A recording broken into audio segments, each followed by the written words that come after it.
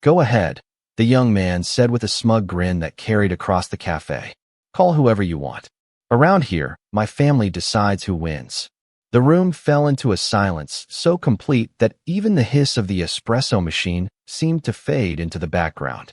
Every pair of eyes drifted toward the woman standing beside the pickup counter, her paper coffee cup resting untouched in one steady hand. Naomi Carter never imagined an ordinary Tuesday morning would become the moment that changed an entire city's future. She had stopped at Brookside Café just before 9 o'clock, hoping to enjoy 10 quiet minutes before heading downtown for another exhausting day of work. Outside, autumn sunlight spilled across Main Street, painting the sidewalks with long golden shadows while commuters hurried past carrying briefcases and paper bags. Inside, warm jazz floated through hidden speakers, mixing with the comforting scent of roasted coffee beans and fresh cinnamon pastries. It should have been an ordinary morning. Instead, it became the morning everyone would remember. Ethan Brooks entered the cafe surrounded by laughter, expensive cologne, and the kind of confidence that only comes from believing consequences belong to other people. Several customers immediately stepped aside before he reached the register. Nobody asked them to move. They simply did. The cashier forced a nervous smile, already preparing his order before Ethan even reached the front of the line. Naomi looked up from the payment screen, then quietly glanced toward the elderly veteran standing behind her with a cane and a faded Marine Corps cap. He had clearly been waiting longer than anyone else. She offered him a gentle smile before turning back toward Ethan. "Excuse me," she said calmly. "There's a line." Her voice wasn't loud. It wasn't angry. It carried no challenge at all. It was simply the kind of sentence most Americans hear every day without giving it a second thought. Ethan slowly turned his head, studying her face as though she had committed an unforgivable offense. Then he laughed. A few of his friends joined him. "Do you know who I am?" he asked. Naomi met his eyes without raising her voice. No one is above waiting their turn. The cafe became strangely still. Several customers lowered their phones. Others stared into their cups, pretending not to notice. The manager froze behind the pastry display, torn between doing the right thing and protecting his business. Ethan's smile disappeared. He stepped closer, invading the comfortable space between them with the certainty of someone who had never been told no. A sudden motion followed, quick enough to draw a collective gasp from nearby tables without lingering on the moment itself. Naomi's coffee slipped from her hand, striking the polished floor with a dull splash that echoed far louder than anyone expected. The paper cup rolled slowly beneath a nearby chair. No one moved. A young mother instinctively pulled her daughter closer. An elderly couple exchanged uneasy glances. Somewhere near the window, someone quietly whispered, "That's the mayor's son." Ethan adjusted the cuff of his designer jacket as though nothing unusual had happened. "Maybe next time," he said with a cold smile, "you'll remember your place." For a heartbeat, nobody breathed. Then Naomi looked down at the coffee spreading across the floor, took one slow breath, and calmly reached into her purse. She didn't argue. She didn't shout. She didn't demand an apology. Instead, she unlocked her phone, scrolled to a single name already waiting near the top of her contacts, and pressed the call button. When the line connected, she spoke only 7 quiet words. "It's happening. Exactly like we discussed before." Then she ended the call. Across the cafe, Ethan chuckled under his breath, convinced he had just won another ordinary morning. He had no idea that the countdown to his father's political collapse had already begun. Naomi slipped her phone back into her purse as though she had merely answered a routine message, then bent down to pick up the empty paper cup before the cafe manager hurried over with a towel and quietly insisted that he would take care of the mess. She thanked him with a gentle nod, her expression calm enough to confuse everyone watching. The young college student sitting near the window frowned, unable to understand why. A woman who had just been publicly humiliated showed no sign of panic or anger. Across the room, Ethan Brooks accepted his oversized coffee from the trembling barista, laughing with his friends as though the entire incident had already become another story to brag about at lunch. He never once looked back. Naomi did, not at Ethan, but at the elderly veteran still waiting patiently in line. She stepped aside, allowing him to move ahead of her, and quietly wished him a good morning. The old man removed his cap for a moment and smiled with tired eyes that had seen enough of life to recognize quiet courage when it stood only a few feet away. Outside, the cool October breeze swept fallen maple leaves across the sidewalk, while traffic rolled steadily through downtown Ashcroft. Naomi paused beneath the cafe awning and looked toward City Hall rising above the neighboring buildings, its white stone columns glowing beneath the morning sun. Tourists often stopped to photograph the historic building, admiring the banners that proudly declared integrity, leadership, and community. Naomi had walked past those steps dozens of times during the past year, and every single visit had reminded her that beautiful buildings could hide ugly truths. Few people knew who she really was. To strangers, she appeared to be another working professional carrying a leather briefcase and wearing practical shoes for long days in court. They never guessed she had spent more than a decade representing families whose voices had been ignored simply because powerful people assumed no one would challenge them.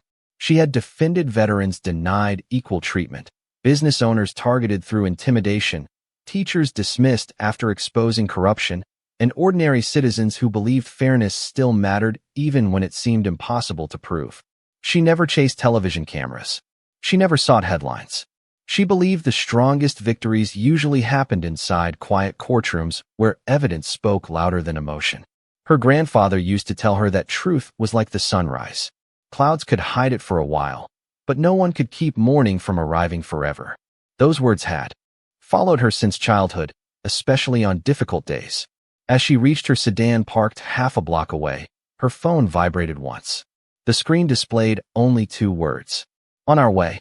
Naomi read the message without changing her expression and placed the phone back into her purse. She started the engine but did not drive away immediately. Instead, she glanced once more toward the cafe reflected in her rearview mirror.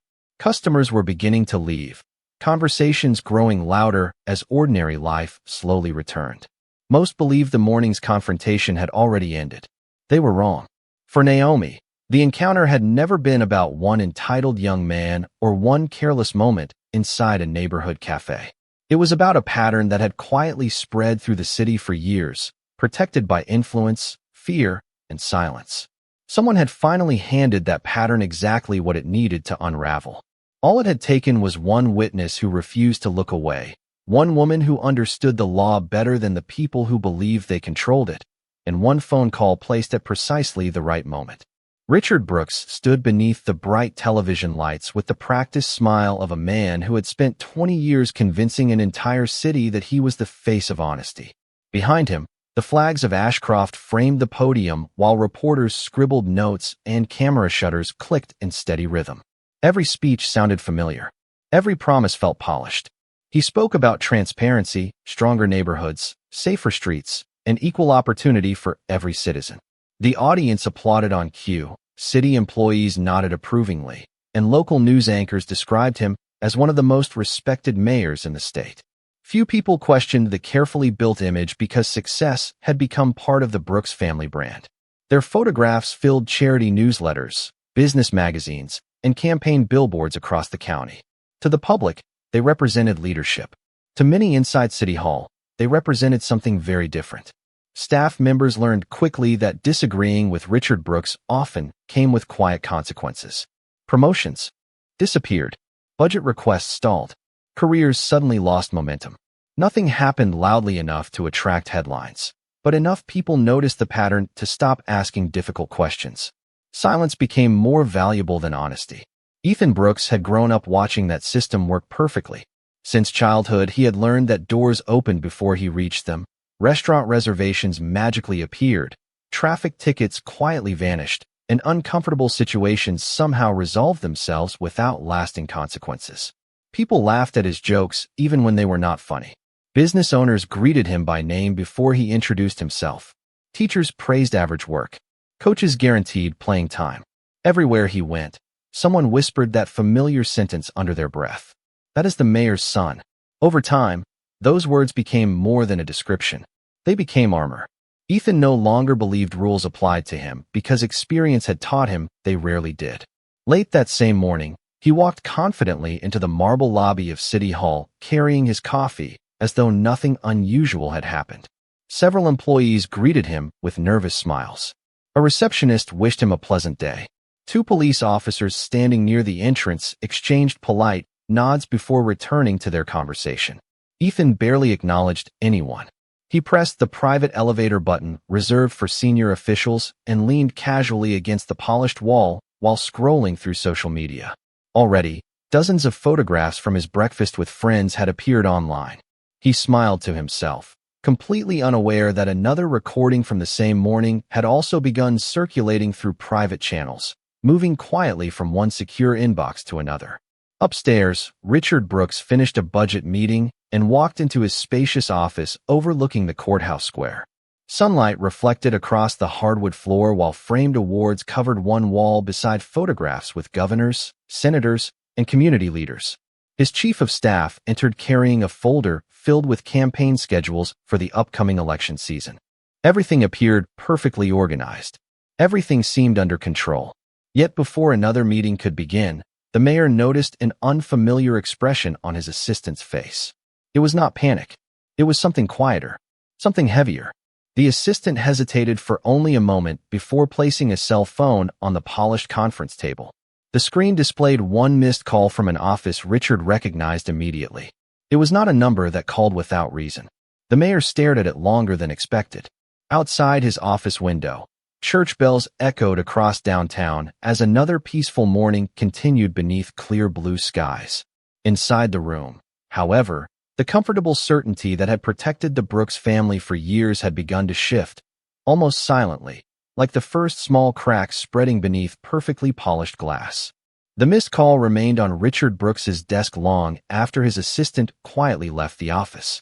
He did not return it immediately. Instead, he walked toward the wide window overlooking the courthouse square, where school buses rolled past the fountain and office workers crossed the sidewalks carrying briefcases beneath brilliant October sunlight. From that height, Ashcroft looked peaceful, predictable, and completely under his control. It had looked that way for years. His chief of staff broke the silence by placing another folder on the conference table. Inside were campaign schedules, fundraising dinners, and speaking engagements stretching through the next 6 months.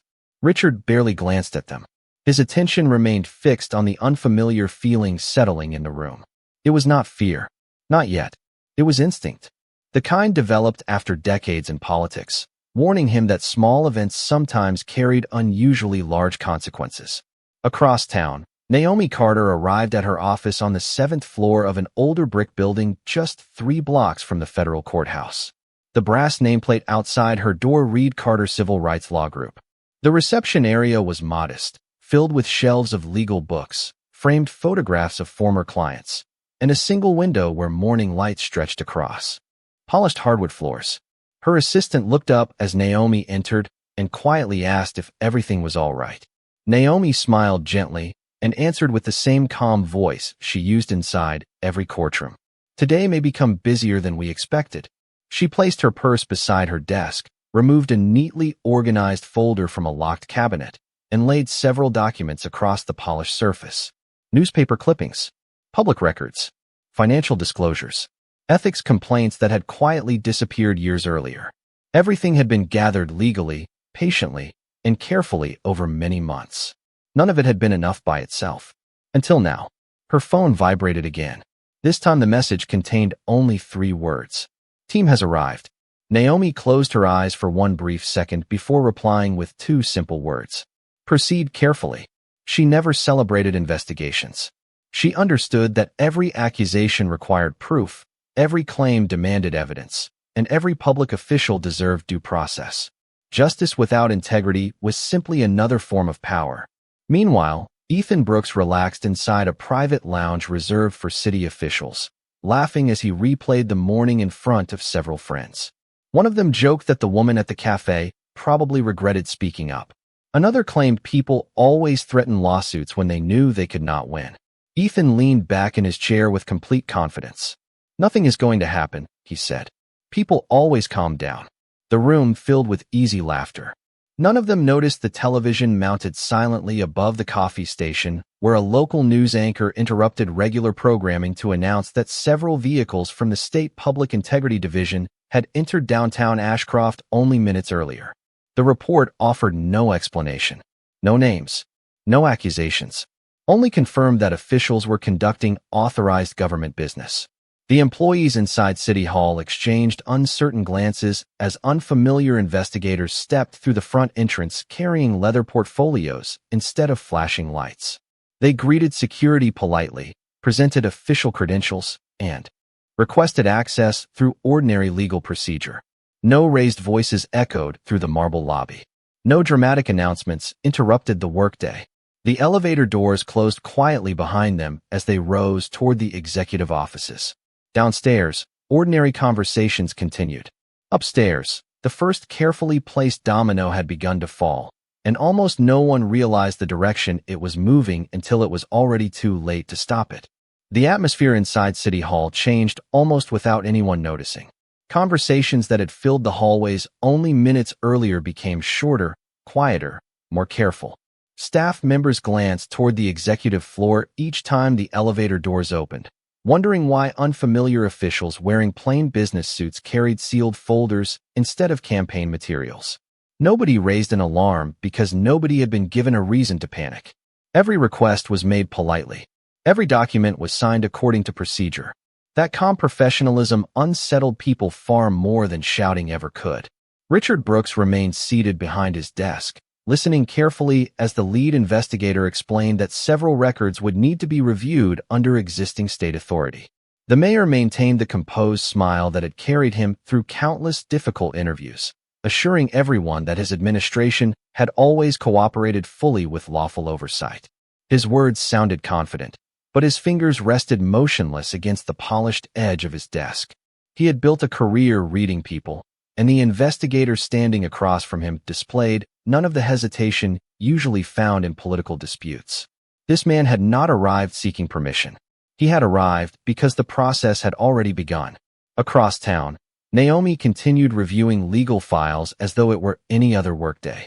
Her assistant noticed the unusual number of incoming phone calls from reporters, but politely declined every interview request.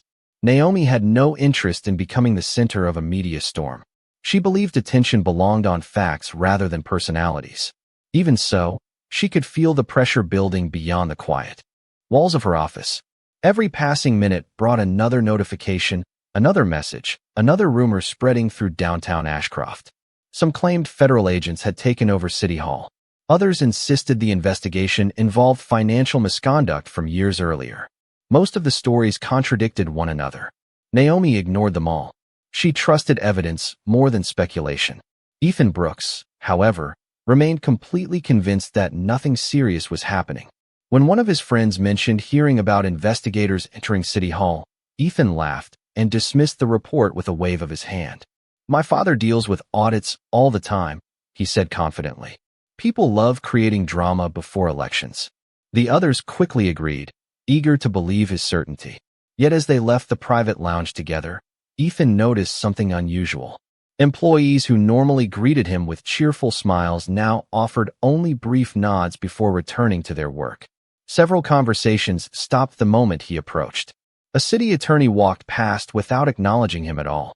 For the first time that day, a faint crack appeared in his confidence. He reached for his phone and called his father. The call went directly to voicemail. He tried again. The same result. He frowned, but quickly convinced himself that Richard was simply tied up in another meeting. Downstairs, a maintenance worker quietly switched on the large television in the public lobby. Local news stations had begun reporting that investigators were reviewing official records connected to multiple administrative decisions spanning several years. No accusations had been announced, and no conclusions had been reached, but the words public integrity investigation repeated often enough to make employees exchange uneasy looks. Outside, camera crews gradually gathered behind temporary barriers across the street, their satellite trucks lining the curb beneath fluttering American flags.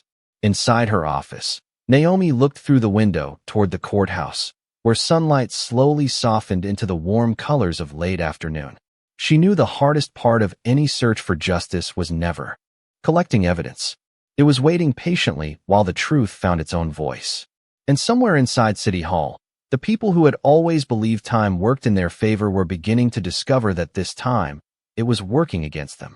Late afternoon settled gently over Ashcroft as the bright blue sky, slowly surrendered to soft shades of amber and gray. The crowds outside City Hall had grown larger, yet strangely quieter. Reporters stood behind their cameras, speaking in measured voices, careful not to speculate beyond the confirmed facts.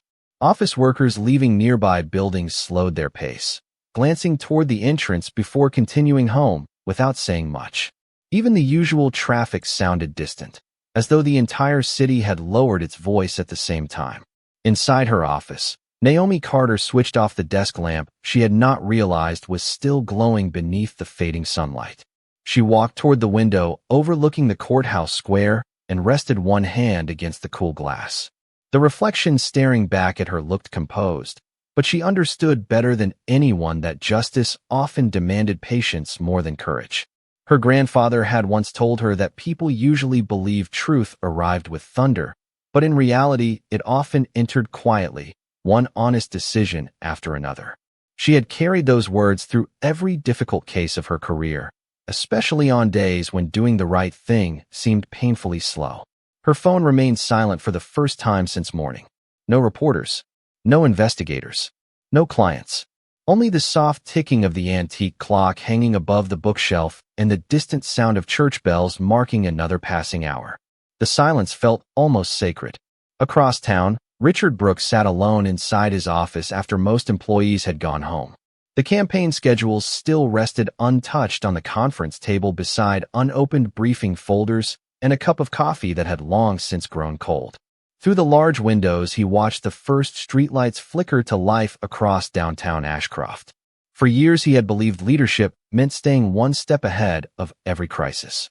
Yet, tonight he could not escape the unsettling realization that events were unfolding without his control. The investigators had remained professional throughout the day, requesting records, verifying procedures, and asking careful questions that revealed very little. Their calm discipline troubled him far more than accusations ever could. It suggested preparation. It suggested confidence. It suggested they already knew where to look. Ethan Brooks wandered through his luxury apartment, unable to relax for the first time in years. The television played continuous news coverage with the volume turned low while he refreshed his phone every few seconds, searching for reassurance that never arrived. Friends who normally answered immediately now replied with short messages saying they were busy. Social media, once filled with praise and admiration, had become crowded with unanswered questions about City Hall. He kept telling himself everything would return to normal tomorrow. Yet each passing minute made that promise feel less convincing.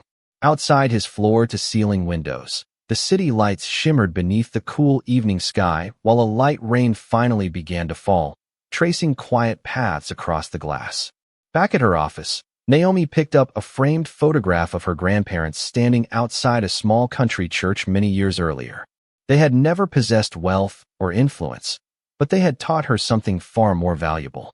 Character revealed itself most clearly when nobody was applauding. She smiled softly before placing the photograph back on the shelf.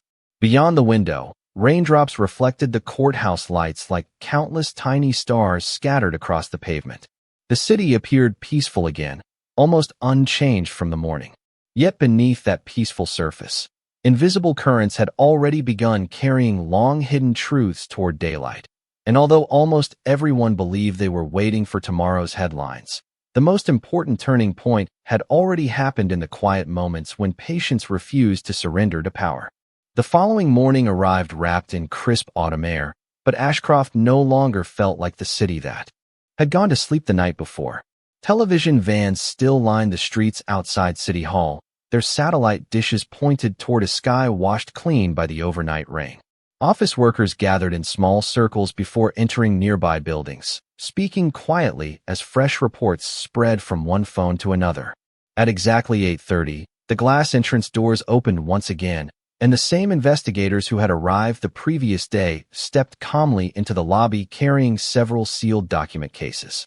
They greeted security with the same professional courtesy as before, signed the visitor log, and walked directly toward the executive floor.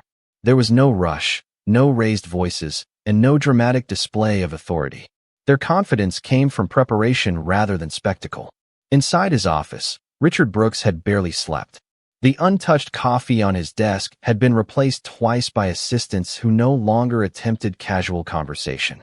Every ring of the telephone seemed heavier than the last. Shortly after 9 o'clock, the lead investigator entered with 2 additional officials and quietly presented another packet of legal documents authorizing the next phase of their review. Richard accepted the papers without argument, but as he turned the pages, his expression changed for the first time since the investigation had begun. Several transactions, internal communications, and administrative approvals had been organized into a timeline that stretched back years. Individually, many decisions had appeared ordinary.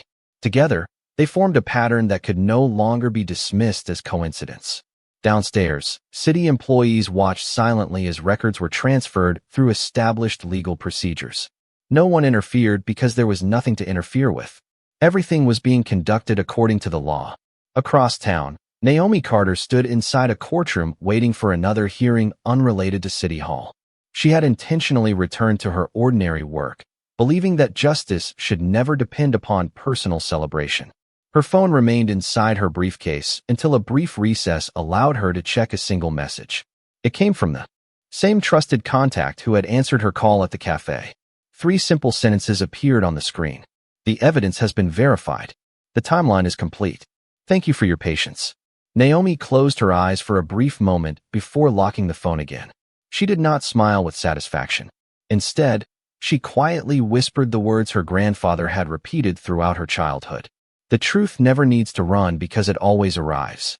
At nearly the same hour, Ethan Brooks stepped out of his apartment, expecting another ordinary day. Before reaching his vehicle, however, he noticed reporters gathered across the street asking questions about the expanding investigation. None of them called his name, yet every camera seemed to remind him that public attention had shifted. For the first time in his life, he realized that his family name was no longer opening doors. It was attracting questions.